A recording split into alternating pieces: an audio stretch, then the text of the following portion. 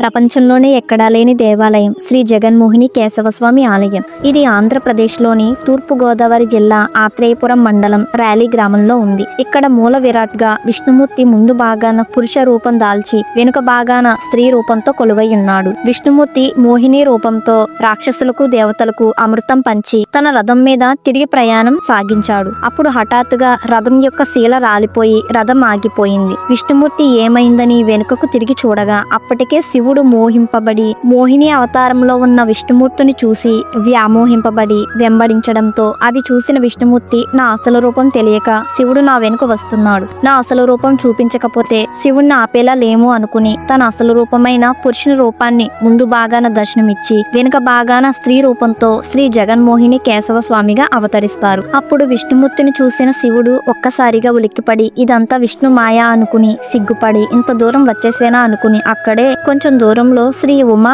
కమాండలేశ్వర స్వామిగా అవతరిస్తారు.